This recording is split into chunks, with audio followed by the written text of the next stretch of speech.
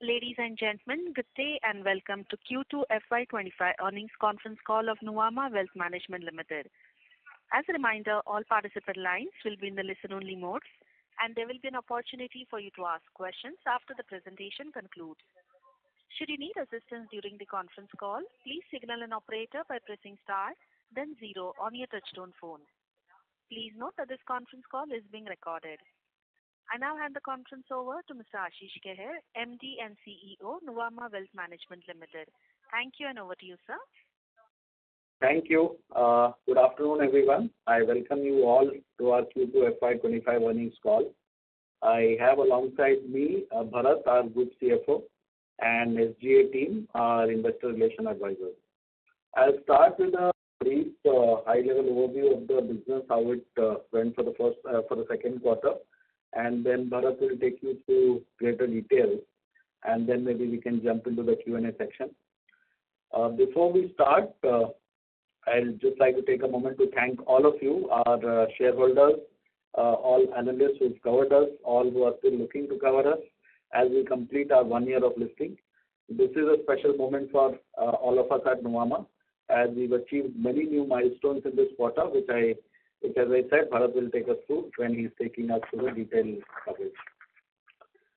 Coming to the results, we witnessed a very healthy quarter of this again. Revenue almost jumped by about 55% and profits doubled to 479 crores. Before we jump into the specifics of our business, I just wanted to briefly touch upon the sectoral tailwinds, our sector is actually benefiting from. As we all know, in the last decade, the growth in the investment asset class has been phenomenal, whether it is mutual funds, PMS, AIF, equities, fixed income.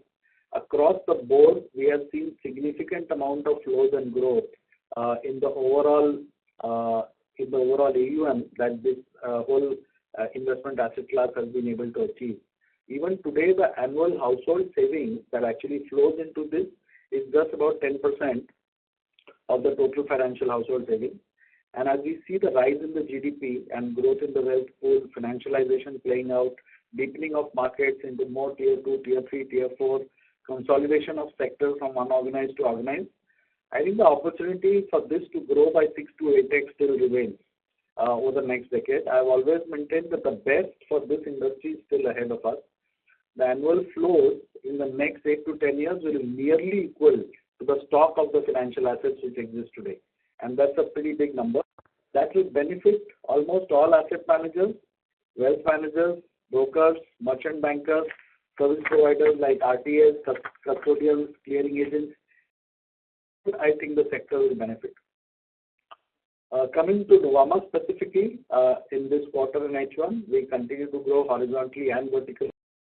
Horizontally, I mean we've deepened our presence both in the tier 2 cities in India for Nuvama Private and Nuvama Wealth, adding a couple of cities. We've also gone offshore, as we had mentioned last time that we had received our licenses in the IFC.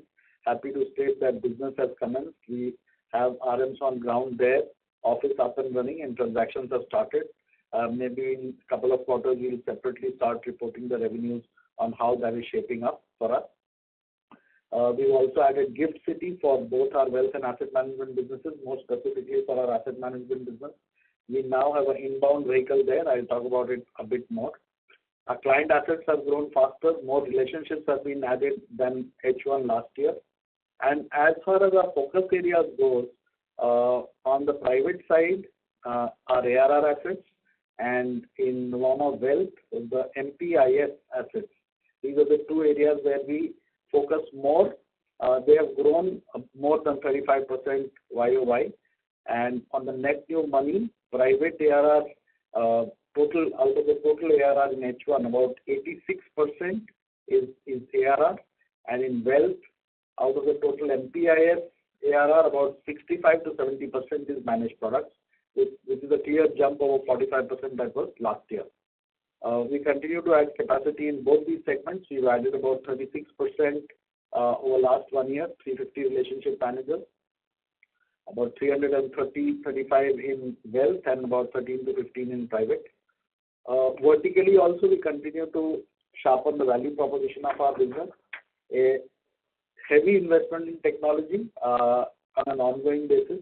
In wealth management, Nuvama Wealth, we have gone live with our one platform, which is a single platform that will now be accessed by clients, advisors or employees, and external wealth managers all together. We've strengthened the full tech ecosystem, starting from onboarding to transaction reporting, transaction execution. We've added family-level reporting in Nuvama Wealth, which I think is an industry first for that segment. It doesn't typically exist. Most of the reporting in the mid-market segment right now in the industry is at a account level and not at a family level. We've added that. We are doing a lot of experimentation with AI in Nuvama Private across prospecting, client portfolio analysis, and advisory. So I think all this will have a significant impact on productivity going forward. I just wanted to talk a bit about the yield in both the segments. In Nuvama Wealth, the yield has moved from 92 bips to 85 bips, purely because of the MTM in the equity assets. The equity assets MTM is about 17%, whereas the equity revenue growth is about 2%. And if you mathematically adjust that, the yields in Q2 will be exactly equal to yield in Q1. And if you look at both the quarters without equity MTM, they sit at 95 basis points. Similarly, in Nuvama Private, 91 bips moves to 84 bips, and that is also only because the lending mix has come down a bit, and lending, as you understand, is a 5-6% sort of yield business. That has an impact of 5 basis points, and one advisory inflow of 150 crores has an impact of 1 basis point. So that takes it again from 84 to 90, which is almost equal to where we were in Q1. In both the businesses, I would say the steady state, like in Nuvama Wealth, will be between 85 to 95, going up to max 1%, and private would again be between 80 to 83 to about 95 bits on a steady state basis. In quarters in which we see equity MTM being lower, Nuvama Wealth yield will go up. Similarly, in which in Nuvama Private, the lending mix will change. I think that will have an impact on the yield movement. Otherwise, at a product level, yields in both the businesses fairly steady. Coming to asset management, I think very, very, very good quarter for us. We crossed about 10,000 crores of AUM, a very important milestone. In public markets, we actually moved our AUM by 3.5x in the last 12 months, from about 1,250 crores to now about 4,500 crores. And we now have products across the risk spectrum, which is our Delta One, or what we call market-facing products, which is a flexi cap, mid and a small cap fund. Large cap replacement product, which is 60% Delta, which is Edge, largest in its category and best performing. And one absolute return product, which is a fixed income replacement. So across the three, we now have about 4,500 crores of AUM. Commercial real estate, we crossed 1,000 crores. We are looking at, we have a pipeline which will take it to about 2,000, 2,500 crores. Now we are focusing on deployment. And in private markets, we continue to focus on deployments and exits. We will think of raising a new fund in maybe next 2 quarters. We continue to evaluate credit, both real estate and performing credit corporate, to add to our bouquet of offerings, and we'll see how that plays out. Capital markets, asset services, our assets doubled over the last year, with almost 70% coming from net new money. And we further improved our market share in the domestic institution business, with more than 21% of the new domestic PMS and AIS that get registered became our clients. And on the international side, we continue to add marquee global clients to our list. On the equity side, we now have crossed a market share of 6.3%. And on the investment banking, our deal activity for Q2 was actually double of last year, same time. Towards the end, I just wanted to touch upon the regulatory changes which have been announced by SEBI that have been playing on the minds of everybody. There are 3 broad buckets. One is around ASBA. Second is true to label. I think in these two, there is an extremely negligible impact on our business, because our business model didn't rely on revenues from these 2 streams, both on the wealth side and on the institute side. The third change, which I think is larger for the overall market, is on the tightening of F&O. We'll have to see how the market adjusts to it. We've been speaking to a number of participants. We've also seen a lot of reports coming out, especially on exchanges where people have tried to anticipate the volume reduction. This is the number of reduction of expiries and all. I think the answer is not so simple. People will adjust to the new regime, and over the next 2 to 3 quarters, we'll come to know. Purely mathematically, when we look at the numbers, the impact on us is not much, because we spoke to the institutional clients who actually play in this area in India. They say even after the reduction, the profit pool from derivatives in India is going to be 5x of the next biggest market in Asia. So we are not going to take our capital away. Having said that, we'll have to see how the retail behavior evolves. Retail volume going down has, again, no impact on us because we don't operate in that space at all. So all in all, I don't think it's a significant impact that will happen on us, like it, let's say, may happen to some discount brokers who operate in that segment. I think that is all from my side right now. I'll now request Bharat to take you through the performance of all our businesses, and then we may answer the questions that you have. Bharat, over to you. Yeah, thank you, Ashish, and good afternoon, everyone. So Ashish anyways covered the headline numbers, but if we look at the overall quarter, both on a YOY basis or on a sequential basis, the quarter has been good. Whether it's in terms of actually the top line growth, bottom line growth, actually adding distribution capacity, maybe adding market share both in the IE side as well as on the asset services side, investing on the tech side, both in the front end as well as on the back end, opening new locations. So I think overall the idea to actually expanding and deepening the businesses is going on well, and this quarter reflects, the performance of the quarter reflects that. Before I go to the overall financial performance, I think I would like to share a few major milestones. Our total client asset has actually crossed 4 lakh crore as at the end of September. Within that, if you look at Nuvama Private has crossed 2 lakh crore rupees, the Nuvama Wealth has crossed 1 lakh crore rupees, as well as our asset services and custody and clearing businesses has crossed 1.25 lakh crore, and asset management has actually crossed 10,000 crore. So this actually makes a lot of milestones being crossed at the end of the quarter. In terms of the overall performance, the assets has actually grown by 53% at 4.4 lakh crore. The revenue grew by around 50% at 740 crore for Q2, and all the businesses has contributed to the growth. So it's not just that the capital market has contributed; even the wealth business has actually grown by 22% on a YOY basis for the quarter. Overall, the cost stood at around 390 crore, which is grown by around 30%. But if you look at the breakup of that, what we provide in the data book, the cost growth is actually coming from the employee side, which is more about what we have added over the last 12 months. We have added around 350 odd people, RM, in terms of our wealth business. Plus, we have actually added more capacity in the asset management side, both on the investment as well as on the distribution side. As the business grows, obviously the variable cost also increases in line of that. That's one reason of the employee cost growth, which has grown by actually a little higher than the overall cost growth. But if you look at the overall cost to income ratio, that has come down to 53% versus a 61% Q2FY24. Overall PAT actually has grown by around 77% for the quarter, and for the H1 it has actually doubled to at 479 crore. Happy to share that we have the board has actually declared the interim dividend for FY25, H1 FY25 at rupees 63 per share. The ROE for the quarter was around 33.6%, and for H1 it is 31.5%. So if you look at all the numbers, whether it is growth, cost only in terms of distribution side, overall ROE level, cost to income ratio, everything is in the right direction.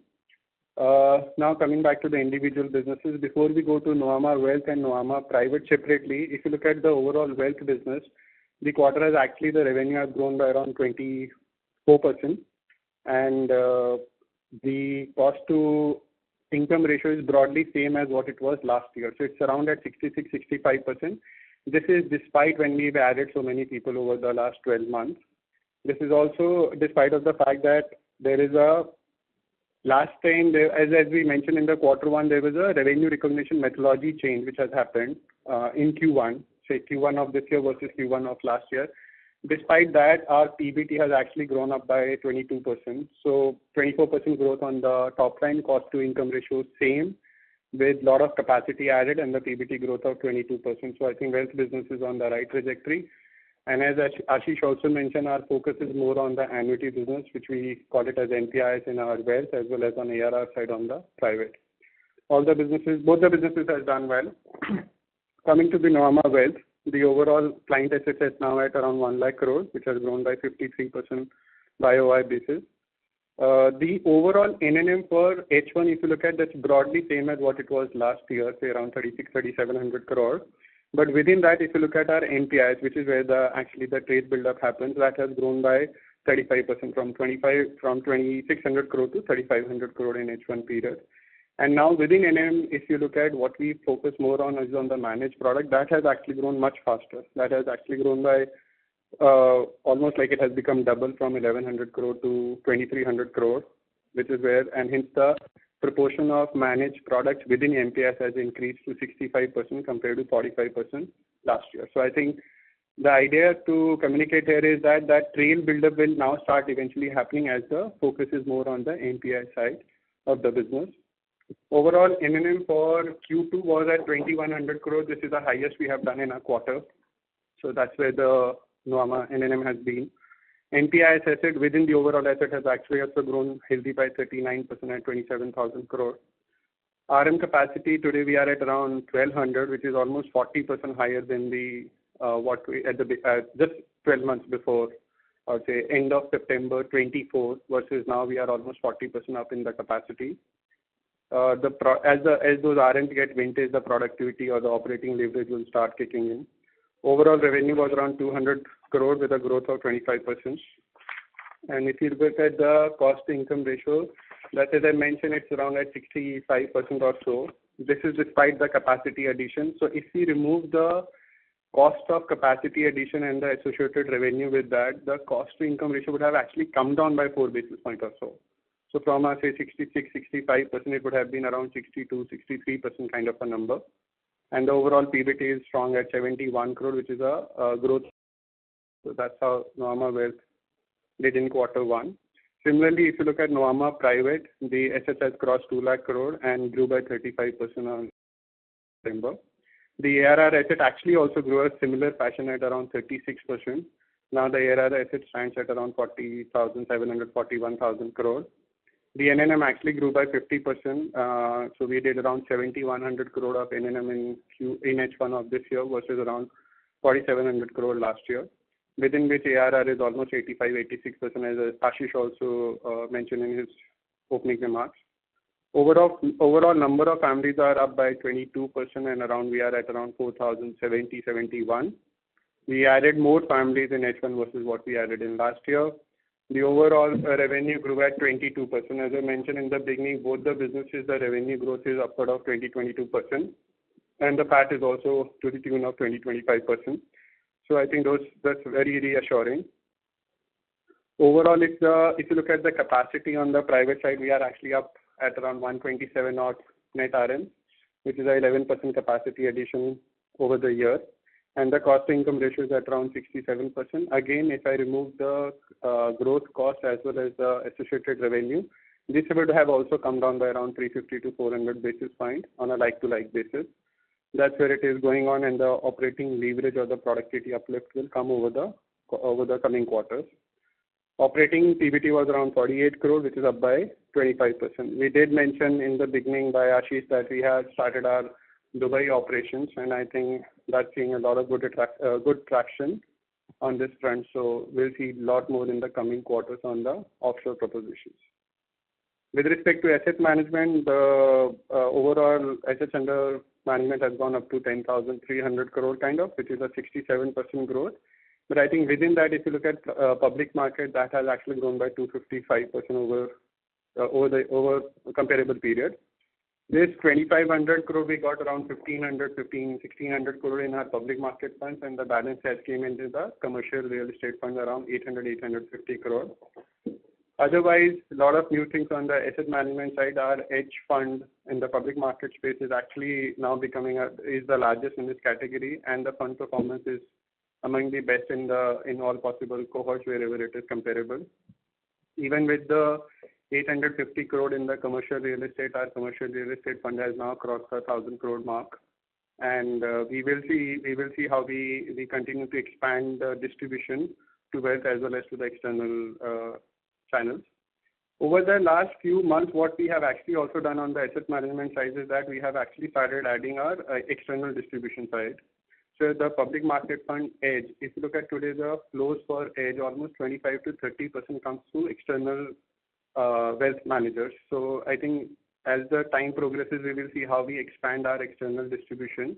But to start with, we have actually added a lot of external distribution capacity in terms of the banks as well as the independent wealth managers. Revenue ex carry grew by 45% to 17 crore. That's how the asset management has performed over the Q2. Capital market, we did mention in the beginning, the asset services business is actually the custody and clearing assets has actually doubled from almost 65,000 crore to 1.25 lakh crore. And the contribution is both from the domestic side as well as on the international side. On the international side, the new clients has actually contributed almost 30 to 35% of the new flows in the business. And on the domestic side, our market share for the AIF and PMS has actually improved to around 21%. And if you look at the similar number for last year, it was used to be around 18% or so. Similarly, on the I side, Ashish did mention about the improvement in the market share from 5.7% to 6.3%. So I think that's reassuring. As well as on the IBD side, our actually ECM deal closes almost double than what we did in last year. So I think that's working fine. Overall revenue for the capital market was around 376 crore, a growth of almost 100% YOY. As you understand, this business has the ratio between the growth in the revenue versus the PBT is normally disproportionate. So when you grow your revenue, say at 100%, our actually PBT for this business has grown almost by 155%. That's how the overall capital market has performed. Nothing specific on the financial performance beyond this. I'm happy to push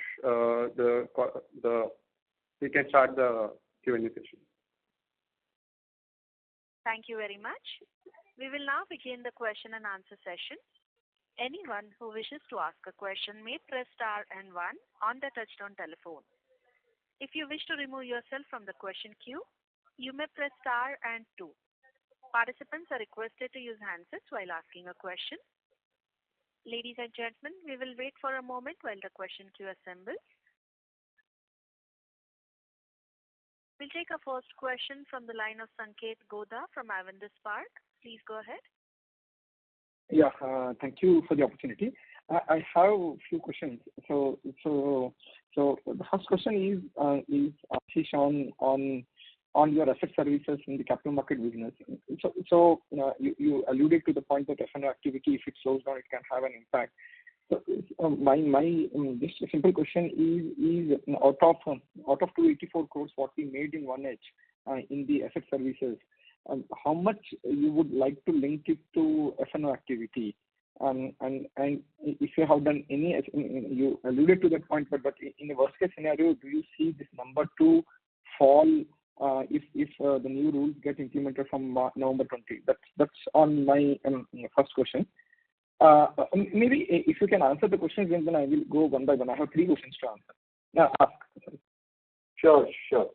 So, Sanket, if you look at that business, it's basically split between domestic and international. So domestic, there is zero impact because domestic we basically service the PMS and AIF, which are typically long only or maybe category 3, category 2, where the impact of this is zero. I mean, there is absolutely no impact. That is, let's say, maybe 30-35% of the business. Balance 60-65% of the business, again, half of it is completely non-related to any activity which is related to F&O. So if you see, let's say 1/3 of the clients are the clients which are affected by F&O. And if I look at the volume which basically get impacted, which is largely at the retail level, for us about 90% of the volume actually sit into expiry out of the 5 which were there every week. So it really doesn't matter for the balance expiries to go away. And when we have discussed with these clients, Again, as I said, they mentioned that, look, even if the profit pool in India were to fall by 50%, they're saying it is an extreme scenario. Even then, the derivative profit pool for these type of clients in India is 5x larger than the next market. So deployment of capital will continue. Plus, if 2 out of 5 days, they need to keep the float here, balance 3 days, they don't take it out. So, as I said, while the volume for brokers may get impacted, whether the volume for us in asset services, the answer looks to be no right now. That is point number one. Point number two, the number of new clients which are coming in, which are of similar type, size and scale, which operate in other markets and are now coming in India, and we are opening the accounts, I would say that addition itself will more than compensate if there is any fall. So right now, I may sound a bit optimistic, but this is after a lot of discussion with all these participants, is that we have come to a conclusion that the impact looks marginal, at least on this side of the business. Got it. So basically, if I want to simplify, you are saying that in F&O, out of the total asset services, around 30% is related to F&O. Within that, large part is sitting into expiries. And second, in new client addition, even if the volumes fall in the 30%, new client addition should compensate for it. So net you will not see an impact. That's the way I should summarize? Yes, Sanket, that's absolutely right. Okay. And maybe just adding, because the margin requirements will go up on expiry date, actually it could negate a bit of the impact because you will collect more margin, more interest income in that sense. Absolutely. Oh, okay, perfect. That's on my first question. Second was on wealth business. We saw a significant, mid-market, I mean to say, we have seen a significant increase in the flow in the current quarter. Is it fair to assume this happened because of the broker code change which is prevailing in the industry today? Because for us, Sanket, broker code in Nuvama Wealth, the overall net inflow in a quarter, it's about 120 crores as of now. We have not started pushing it a lot. I think this number will go up more for us because, as you understand, we are one of the players where we have a smaller AUM, and when we get new RMs from outside, our ability to pull in will be more. But at this point in time, if I look at historical data, it's about 120 crores only for the quarter on net basis, out of the 2,100 crores of net sales. So what led to this 2,100 crores then they just, because it is little higher compared to what we usually see as a run rate.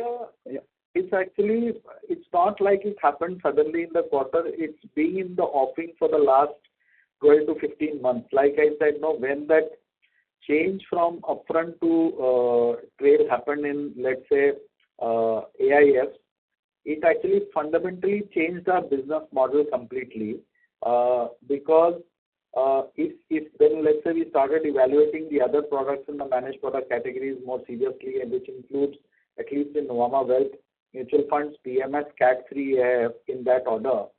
And then we started building the proposition, we started training people. So it's a momentum which is catching on. So it's not like suddenly in Q2 it happened. Basically in Q2, you saw that a better part of that rising trend. I think unless we see sustained corrections in the market where people start moving out of equities as an asset class into different asset classes, I think this momentum is going to sustain and will only have a positive upside. So is it fair to assume that this 2,400 crores run rate sustains, and if a broker code system also plays out, then these numbers should look upward trajectory, assuming there is no steep correction in the market? Yes. We are fairly confident around that, Sanket. Okay, perfect. And one more is on cost. See, our cost income ratio at the company level seems to be largely driven by capital market businesses because they have done phenomenally well, as Bharat highlighted, and even the flow to the PBT is meaningfully very high. Just wondering, your private and wealth cost to income ratios have not improved meaningfully, and I think Bharat told in the call that it is capacity addition. But at some point in time, you will think that this capacity addition, what you have done in RMs, will play out, say next year or a year later. I got your question. Let me explain. So if you just look at the Q2 costs for both, let's look at wealth. Wealth Q2 cost has gone up by 28 crores. And in Nuvama Private, the Q2 cost has gone up by 16 crores. 80 has become 96 and 108 has become 132. Out of that, 50% is growth cost. Okay. If you take the number of RMs which have gotten hired and you take their pro rata compensation, you take the surrounding OPEX, which is the consultant cost, the office cost and all that, around 50% of both these cost increases is actually growth cost, which is 400 basis points. And this is after taking 1x revenue against that cost. So if I say that 28 crores is the cost addition in Nuvama Private, that means 14 out of the 28 is growth cost. That 14 has produced 1x revenue, and after taking that 1x revenue, the cost income of 400 basis points impact. Now, if we look at our RM cohorts, again in both the segments, when people move from 1 year to 3 years to 5 years, the productivity moves from 1x to 4x to let's say 6x. If you have, and as you rightly said, once we move these people on that upward cohort with increase in productivity, the cost income will come down. And now it is a choice as to how much new RMs we'll hire. Let's say we reduce our RM hiring in the next 12 months, automatically there will be a sharp fall in the cost income ratio. And even if we continue to hire at the same pace, as our existing base of RMs become bigger than the new RMs that are coming in, the cost income starts improving. Got it. And lastly, on private, your net flows have slowed down on quarter-on-quarter basis. Anything to read in between? And if you can give it, and if you can basically, it will continue. See, Q1 we had one massive inflow, and Q2 there was a outflow that happened, which is why it looks like that. But otherwise, if you ask me on an annual basis how you should see it, basically our estimate remains that between 30 to 35% of our opening ARR assets is what we will see as net new money inflow. Perfect. And lastly, if you can break down your IE income, IE and IB income would be useful. Just because IP is little episodic. So 40-20. So that asset services, if you remove balance, you can divide in the ratio of 40-20. 40-20. Okay, perfect. That's it from my side. Thank you for the question. Answer. Thank you. Thank you. We'll take a next question from the line of Lalit Dev from Equirus Securities. Please go ahead. Thank you for the question. And so congratulations on a good setup. Please, your audio is not very clear. Yeah, Lalit, your audio is very nipped, huh? Yes, sir. Is this better? Slightly. Yeah. Hello, sir. Yeah. You're on your handset mode right now, Lalit? Yes. Okay, it is a little better. You can go ahead. Sure. So, sir, so I was looking at the net new money. So we have been very in this quarter as well as in the 1H. But if we just calculate the MTM gains in our AUM book, so there we are seeing some softness over there, like on the overall MPIS asset as well as the ARR assets. So just wanted to understand the broader mix of those piece, like how much is being contributed from the equity side, how much is it debt, and what is the overall composition of the If you look at the MTM in both, broadly it's in the range of 8 to 10% annualized, like MPIS and ARR. So right now the composition of our assets both in ARR and MPIS is less market linked, so less of equities, more of alternative asset, more of absolute return fund, more of infrastructure distressed asset fund. But if you look at the composition of net new flows which are coming into these, the proportion of equity assets are higher. As I said initially, when I was telling Sanket that the change of business model happened over 12 to 18 months back, where we shifted our focus towards more PMS, MF, Cat 3 AS. So incremental flows will have more equity, so more MTM related assets are coming in. But if I look at the base from which we started, equities was lesser. Maybe let's say about 25 to 30%, which is why if you take an annualized MTM right now, it's in the order of magnitude 8 to 10%. Right. Sure, sir. So secondly, so could you broadly split the cost between the asset services and the IEIB business? Because we have been seeing continuous improvement in the cost income ratio over there. So overall cost income, if you look at Q2, in that segment is about 40%, 40 to 42%, right? Asset services, you can broadly take a cost income ratio of between 25-26% to 31-32%, and IBI order of magnitude between 45 to 55%. I mean, that is the range in which these businesses operate. And so, hypothetically, if these businesses if there were any adverse movements and if the revenues from this business declines by 15 to 20% in any adverse scenarios, then how this cost income ratio would change? Could you give us some color around the same? So to the extent of variable costs, so I think the variable employee costs in these businesses are higher. So to the extent if there is a revenue fall, some of the fall will be absorbed by the change in variable costs. Rest will be a pass-through to the PBT. But if I look at, let's say, a 2-3 year perspective, right now in FY23, the cost income of this business was around 68 to 70. We came to 53 in FY24. And this year we may end up around 45 or so. And let's say this business were to normalize over the next 2 to 3 years and the cost income goes back to say 55, 56%. I'm saying a 10% up move from here. Parallelly, what is happening is the cost income ratio of our wealth management business is coming down because as we've added this new capacity, as that becomes productive and operating leverage kicks in the next 2 to 3 years, that cost falls from 65 to 60%, which is our stated strategy. Asset management moves from being a 100% cost income business to positive contribution as we move from 10,000 to 20,000 crores. So on a blended basis, our cost income should be below 60% in the next 2 to 3 years, even if there is a decline in the capital markets cost income ratio. Sure, sir. And so just lastly on the dividend policy, so like in the first 2 quarters we have been regularly announcing dividends. So going ahead, how should we look at the overall dividend distribution policy? Similar. So when we declared the dividend last time, we said that was for last year. So that was about 47-48% of last year's profit. And this time around also for H1, it's about 47% of H1 profit.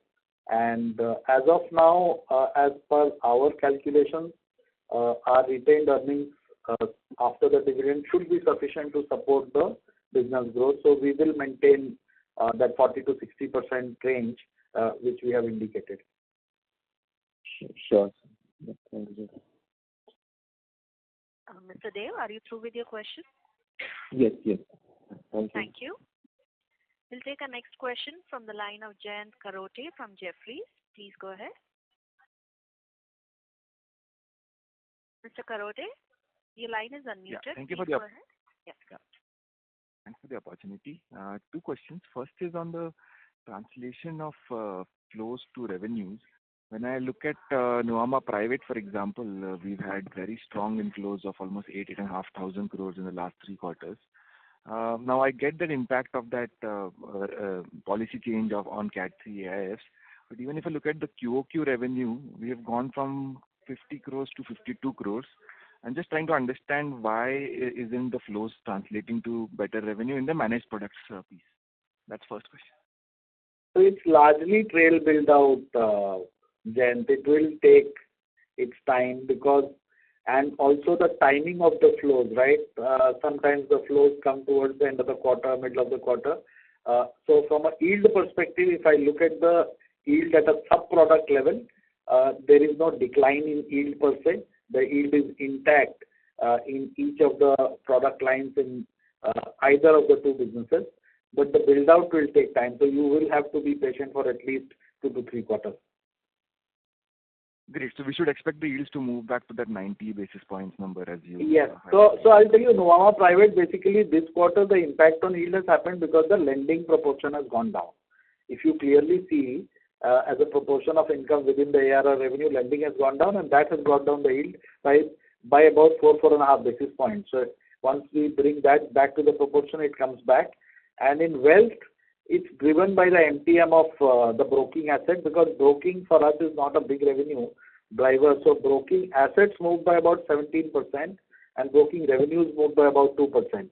So that brought down the yield. It's purely mathematical.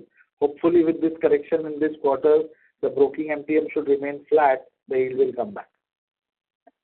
Great. And in Nuvama Wealth, sir, first of all, great numbers, this 2,000 crore number, and from what I gather with Sanket's conversation, this should hold up. Would you like to guide that this kind of number should not correct, given that this is spread across a larger number of 1,000 plus RMs, given, of course, market conditions are supportive? And then if market conditions are supportive, then I don't think we will see a significant drop from here. It should be in this range, maybe 10-15% up down, that can happen in any quarter. But directionally, I'm saying it can't be like it goes to 1,000 crores and all. It should remain between 1,500 to 2,200, 2,300 range.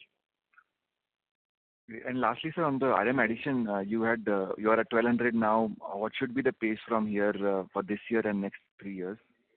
See, in Nuvama Wealth, on a net basis, anywhere between 35 to 45 per quarter, we should add, and then we will review again towards the end of the year. Ideally, between 15 to 20% capacity addition should continue, but we will review again. So that's the plan broadly right now. And for private, anywhere between 5 to 8 RMs in a quarter maximum is what we will look to add. Sir, if I could just squeeze in one last question on the distribution commission. Some of the AMCs have rationalized their commissions in equity MF. How are you seeing this play out? I know the first order impact will be towards the retail guys, but maybe in some quarters it will come to us as well. So how should we think about it? Again, not from one quarter, but directionally, are there more funds that you are in discussion with? Is this a sector-wide trend? And even if it plays out, how does it play in our PNL? So, for us, let's say mutual funds across both put together will not be, even at full scale basis, will become not more than 5-10% of the revenue, maybe 15%. And we are still a early player in that. So it's not that our current AUM is getting impacted. On the fresh flows, I think out of the top 10-15 AMCs, there are multiple products, multiple schemes available in which you can negotiate and get a good rate if you are able to deliver good placement for them. I don't think it's going to impact us much. For people who are largely dependent, I think few players who are largely dependent on MF as a product, as a single product, because we have PMS, we have Cat3 AIF, we have multiple avenues, right, to monetize. I think there the impact may be higher, because for us, I think it's just one of the lines and we should be able to manage. Great. Congratulations, sir, for a great set of numbers. Thank you. Thank you, Jeff. Thank you.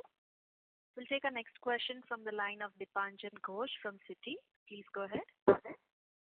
Hi, good afternoon, sir. Just a few questions. So the first question is, again, none of us would probably know the direction of movement of market.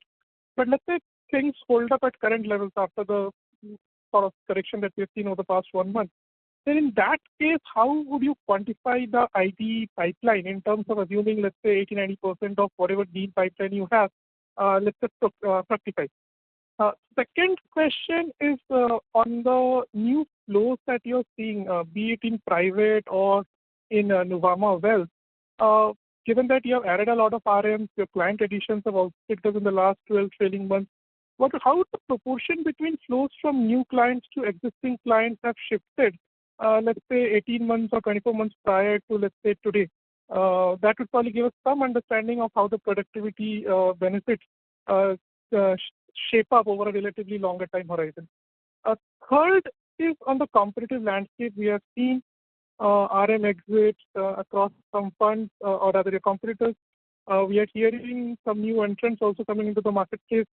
So could you give some color on how your sort of RM discussions are shaping up in terms of both new additions, top RM additions, both on private and wealth, and also in terms of retention And do you expect any pressure on the cost side in case things heat up? And just last one question is on the Nuvama Wealth business.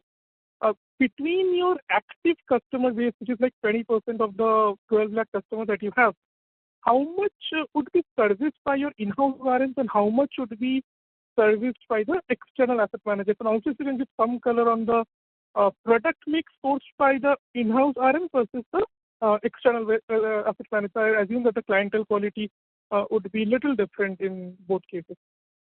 Yeah.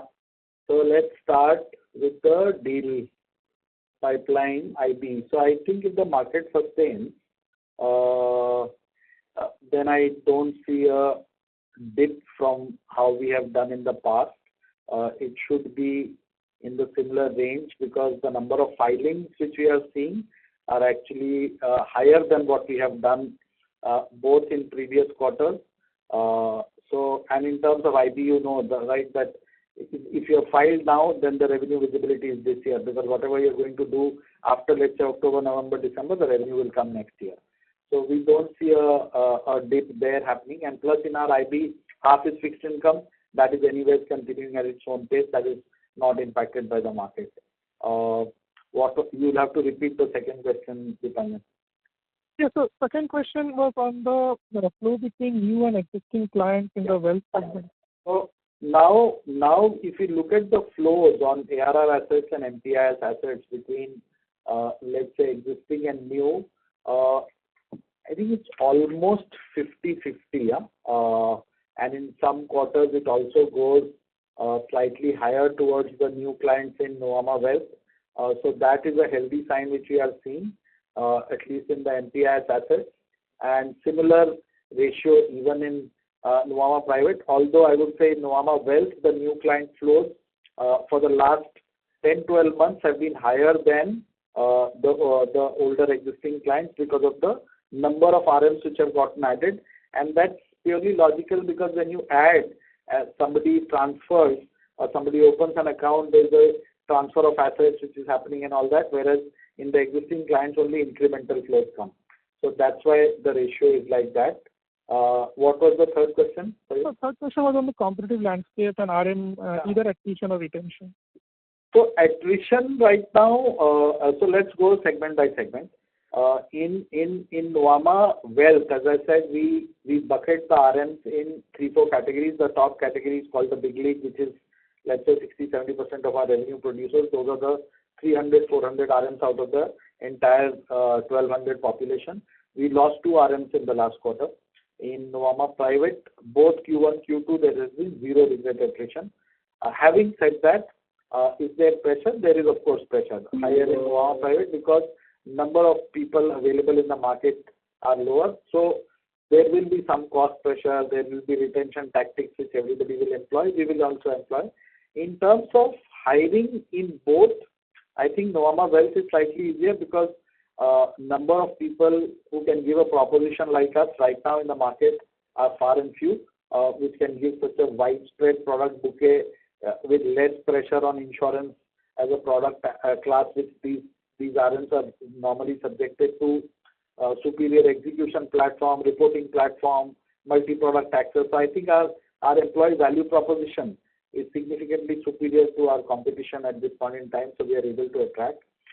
Private, as I said, large number of players coming, but again, continuous investment in the value proposition for the employee, we are able to attract. So like last quarter, we hired 9 RMs, and we have a decent pipeline for Q2 in terms of number of RMs where we've already closed and people are serving their notice periods. But I will not hesitate to say that it is competitive. It's a part of business. It's one of the factors where you have to compete, and you have to compete fiercely on the street.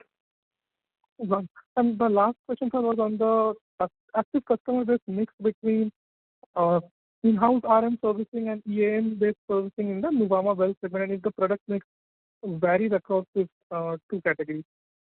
So then I can give you the asset split. The asset split is about 80% and 20%, and between the in-house RMs and the external RMs. Net new money is also similar ratio between 75-25, which is in line with the revenue. In terms of the product mix, The external RMs, I would say, are more transactional or investment solutions oriented, less managed product oriented. Managed products, they do more which are our in-house managed products, like the ones which we manufacture. But otherwise, MLDs, unlisted shares, fixed income, in short, those they are heavier compared to our in-house. So, which is why in certain quarters you will see that the tilt of revenue towards external wealth managers can be higher because they are doing more transactional versus the in-house doing more managed products. So the trail build out, and therefore the revenue growth is gradual. But once it starts building, that momentum will be faster. Right. So, even one small question on your AMC business. I didn't hear it briefly kind of highlighted earlier that when you reach around 150 billion sort of an AUM, that is where one probably can see break even. You have already crossed like 100. So just wanted to get two questions, actually two small questions. One is the new fund offerings, apart from whatever you mentioned, one more maybe next 2 quarters. So if you can give some color on that. And the next is by when how should the profitability curve be in that segment, let's say, over the next 3 to 5 years? So one new product, one approval we've received now is Flexi Cap Fund, which we will launch. Because on the long only side, we only had a mid and small cap. And then we had a 60% delta product, which is a large cap replacement, which is now which has crossed 2,000 crores and an absolute. So new, we will add Flexi Cap. And we will also maybe in 2 quarters have a credit fund, maybe real estate, non-real estate, both, or only one. So that will be another product that will get added. In terms of vehicle access, we've added Gift City for inbound for our 60% delta product and our absolute return product, because that will be extremely compelling for non-resident Indians and offshore investors, because derivative taxation is negligible. So overall taxation on that product will fall to sub 5% in the Gift City. So that is going to get added. In terms of break-even, actually we are already break-even, as I said earlier, because we allocate costs, central costs, equally to all businesses. Even asset management gets an equal share.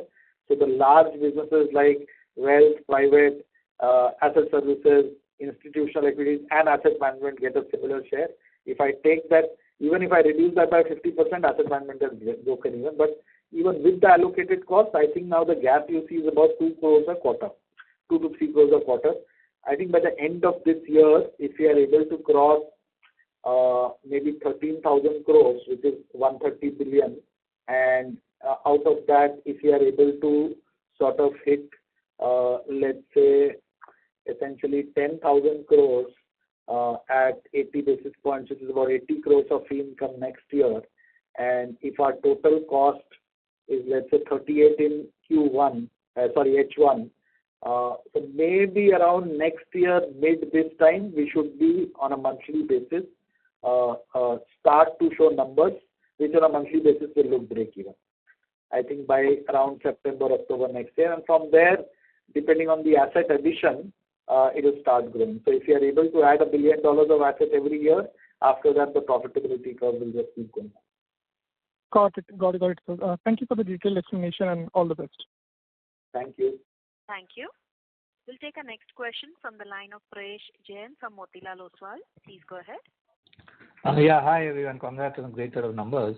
So firstly, while everybody's been talking about equity markets, even the debt market seems to have, probably will see some interest rate corrections in the second half. Yields have already come down.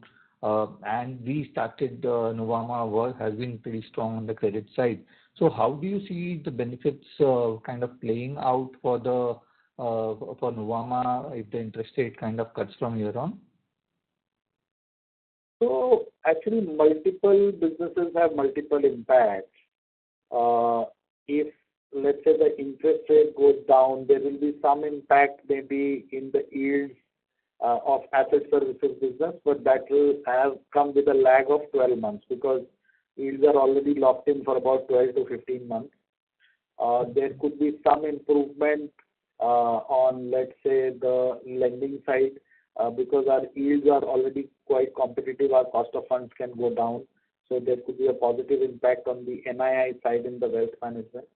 I think barring these two, I don't see any other impact for us on the overall business side, unless there is a positive momentum on the equity side because of the interest rate cut that is a second order derivative impact. So broadly, overall, from a wealth management perspective, could you split your assets between equity, debt, and others? Almost 60% will be equity and 30, maybe 25 to 30 will be debt, quasi-debt, and then balance will be alternate. Okay. And so coming to, your overall RM strategy, while, you alluded to what growth or what additions you're planning to do. My question was more on, like just a couple of quarters back, we were discussing about, growth, investing now versus kind of, benefits. So are we kind of, the bulk of the investments have happened now, or it's more of a gradual addition story that we are embarking on, or so what's the thought there? So see, in Nuvama Wealth, we've added about 40% of the capacity in the last 12 months, right? Yeah. Now the game is also to make them productive and that part of the activity is on. We are not, in a sense, slowing down. There could be some quarters where we ramp up, some quarters where we dial down. But on a yearly basis like this year, we will add about anywhere between 175 to 200 RMs on a net basis. Okay. Right? So this is a significant number, and maybe next year also we will continue with that because I don't see any reason for slowing that down. So if you are able to, Prayesh, for example, add 200 people, and if I look at it from last September, we would have added almost 400 people. 337 we've already added, and let's say if we add even 70 in the next 2 quarters, we would have added 400 people. And if we end up at a cost income of 65, which was without people addition in H1 last year, I think it's reasonably good to continue that, right? Why to cede market share just to improve cost income? I mean, you can do that anytime you want, right? You can stop recruiting for 2 quarters and your cost income will improve. But if you're able to add, if you're able to contain attrition, and you're able to move people from bucket 1 to bucket 3, which is 3 to 5 years, where the productivity jumps from 1x to 5x, it can have a massive impact on the business. Absolutely. Got that. And sir, you mentioned about the cost to income, the 50% of the increased cost is on growth. Where else are we investing? So rest would be mix of everything, right? So there will be some bit of tech. There will also be hikes given to the existing people. Because of the increase in business, the provision for incentives, the provision for bonuses have gone up. So it's a combination of all that. Okay. So last question on the private side, where, how is the kind of RM cost trending, when you are hiring new RMs? And what is your source of RM hiring today? It's private banks, or how is it? So, because whenever we attend wealth management conferences, this is the biggest discussion point about the resource crunch. So, is it the right time to add cost? At what level are we adding? Could you give some sense there?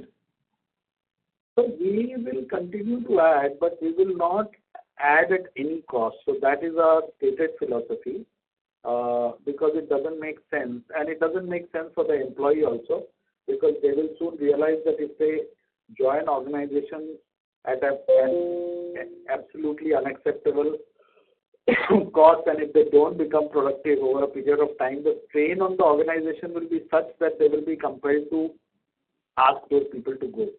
So I think there are a set of people who understand this.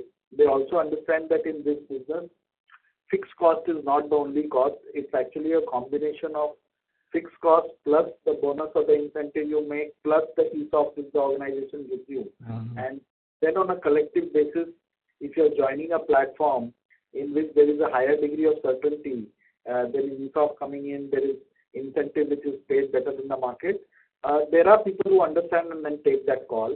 And we are able to find these people. Like I said, in Q2, we were able to add 9 RMs. It's not that it all happens in Q2, because you work over 4, 5, 6 months, you close, and then they serve their notice period, and then they come. So it's an activity which is an ongoing activity which keeps happening. So we are not in a rush that that, we have to go and add 50 RMs in next 6 months. If we don't get, we don't get, but we are able to find these people. Private banks, MNC private banks. Typically, if you are hiring from a firm which has given people stock options and the stock has run up and they have unvested options, those are the most expensive people which we avoid. Okay. Just sorry to slip in, just last one more. Dubai is something where we were kind of expanding and we were investing. Dubai, Singapore. Any incremental information there as to what is the size or anything that? So Dubai now we have about 3 RMs and the country head. We are now functional in the sense all licenses are there, all product setups have happened, our first set of transactions have happened, our first set of clients have been onboarded last week itself. So as we say that we are now open for business and it's progressing well. Singapore, we just got the license, I think a week back, and we will now evaluate as to how to move ahead. But Dubai, between the two, Dubai seems to me as a more, I would say, I would not say easier, but I would say more logical to expand first than Singapore. And this would be more private rather than wealth, right? Yeah, right now it's more private, but we will also evaluate to see if there is an opportunity in wealth. Great, sir. Thank you so much and wish you all the best, sir. Thank you. Thank you. We'll take our next question from the line of Jay Jariwala, an individual investor. Please go ahead. Mr. Jariwala? Hi. There's a lot of background noise. Hi, am I audible? You're audible, but there is disturbance. Yeah, am I audible now? Yes, please go ahead.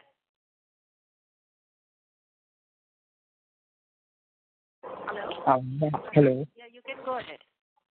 Yeah. So, my question was on recruiting of RM. So, how much cost or how much, on an average, RM cost, RM recruitment cost will be, and, at what pace it is growing, or it is, a stagnant from a couple of years, or what will be the revenue generated by each RM? Do you have any sort of data on that? So you can just divide the total revenue by total number of RMs. So, for example, if we take last year, let's say Nuvama Private, we had about 560 crores of revenue and about 100 average RMs you can take because we had new, so about 5.5 crores per RM. And similarly, if you take in wealth, about 700 crores of revenue and about 1,000 RMs, so about 70 lakhs. So that's the order of magnitude. And we operate at about 4 to 5x in terms of the multiples of cost. In terms of hiring cost, it's a broad number. I mean, it depends on how many consultants you hired, but typically it's about 8 to 12, 13% of the first year compensation of the new employees which you hire, only if you are going through the consultant. If you are doing a referral program or if you are able to reach out directly to candidates, then those costs are not incurred. Sure, yeah, got it. And also about RM itself. So whenever we recruit and